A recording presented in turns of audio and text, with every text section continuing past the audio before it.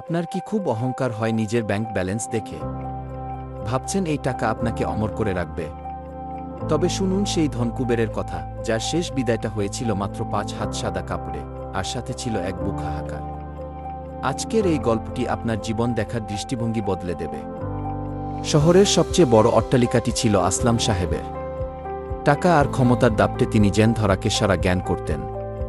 তার পাশের ছোট্ট এক জরাজীর্ণ ঘরে থাকত রহমত চাচা। রহমত চাচা খুব গরিব হলেও তার মনে ছিল অগাধ শান্তি। আসলাম সাহেব যখন দামি গাড়ি নিয়ে বের হতেন, রহমত চাচাকে দেখে নাক সিটকে বলতেন, এই ভিক্ষুকটা এখানে থাকলে আমার বাড়ির মানসম্মান থাকে না কি? একদিন আসলাম সাহেব তার প্রাসাদের 7 তলার ব্যালকনিতে দাঁড়িয়ে নিজের সাম্রাজ্য দেখছিলেন। গর্বে বুক ফুলিয়ে মনে মনে ভাবছিলেন, আমার যা সম্পদ আছে 7 পুরুষ বসে খেলেও তা ফুরাবে না।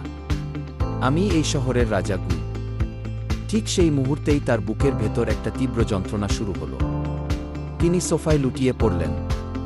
তার চারপাশ ছিল দামি আসবাবপত্র, টেবিলে ছিল ব্যাংক চেক আর হীরাজহর। কিন্তু তাকে এক ফোঁটা পানি তুলে দেওয়ার মতো কেউ পাশে ছিল না। বড় বড় চাকরবাকররা তখন অন্য কাজে ব্যস্ত। আসলাম সাহেব অস্ফুট স্বরে বলতে চাইলেন, বাঁচাও, কিন্তু জগৎও তখন তার কাছে ঝাপসা হয়ে আসছে। অথচ ঠিক সেই সময়েই পাশের ভাঙা ঘরে বসে রহমত চাচা মোনাজাত করছিলেন, ইয়া আল্লাহ, আমার প্রতিবেশী আসলাম সাহেবকে তুমি হেদায়েত দাও, তাকে সুস্থ রাখো। আসলাম সাহেব যখন শেষ নিঃশ্বাস ত্যাগ করলেন, তখন তার নিথর দেহটা পড়ে রইল কোটি টাকার কার্পেটের উপর। সেই টাকা, বাড়ি বা গাড়ি, কেউ তাকে মৃত্যুর হাত থেকে রক্ষা করতে পারল না। পবিত্র কোরআনে আল্লাহ সুবহানাহু ওয়া তাআলা স্পষ্টভাবে বলেছেন, প্রত্যেক প্রাণীকে মৃত্যুর স্বাদ গ্রহণ করতে হবে।